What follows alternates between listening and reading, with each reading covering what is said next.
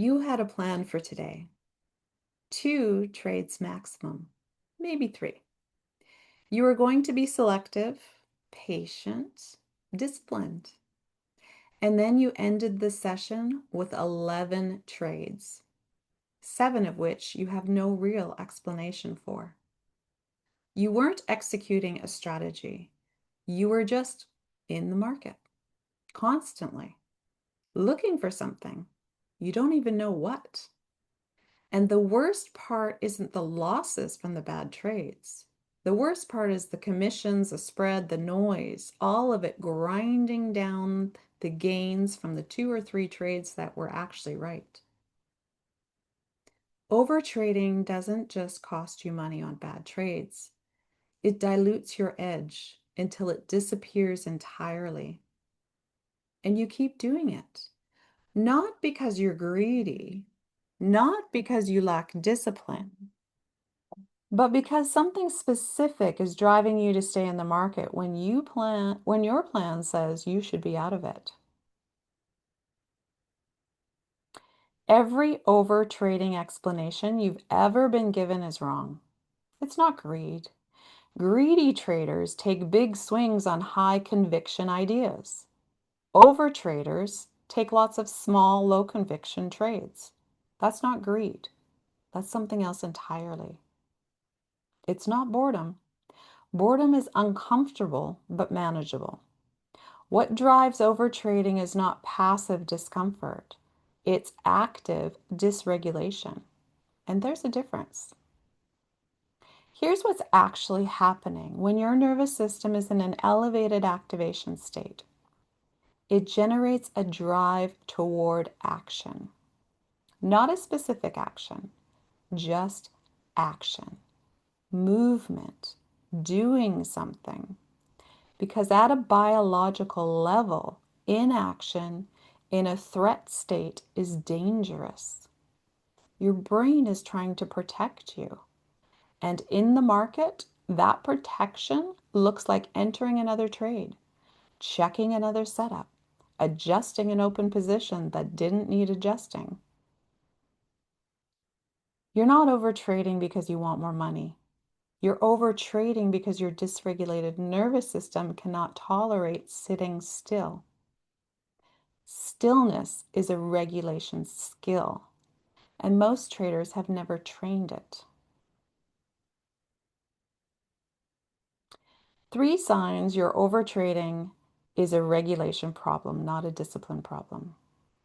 Sign 1, it gets worse after a losing trade, not better. If overtrading were purely about greed or opportunity seeking, it would be consistent across sessions. But for most overtrades, it escalates after a loss or a missed trade.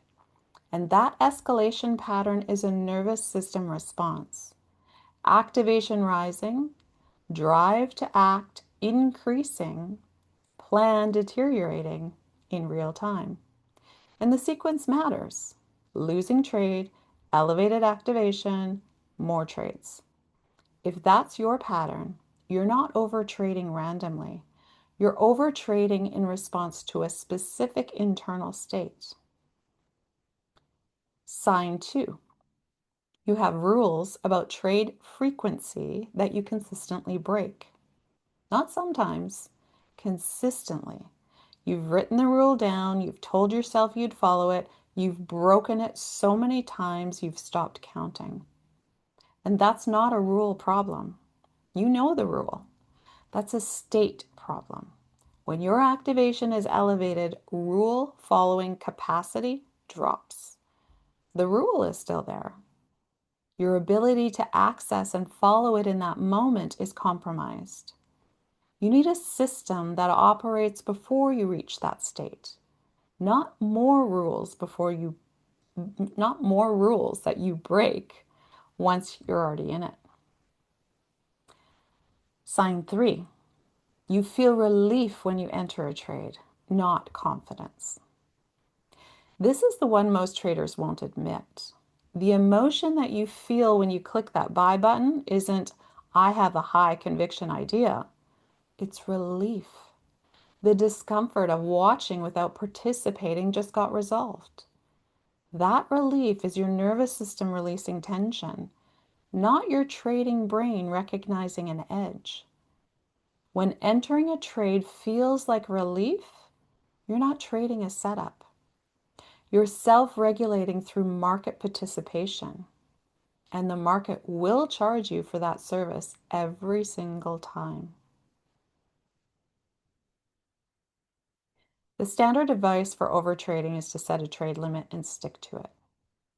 And that advice fails, not because the limit is wrong, but because it addresses the behavior without addressing the state that drives the behavior.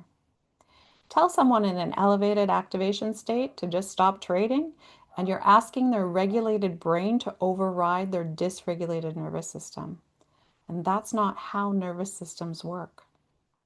What actually works is a pre-session scoring system, a measurable check on your internal state before you open a chart.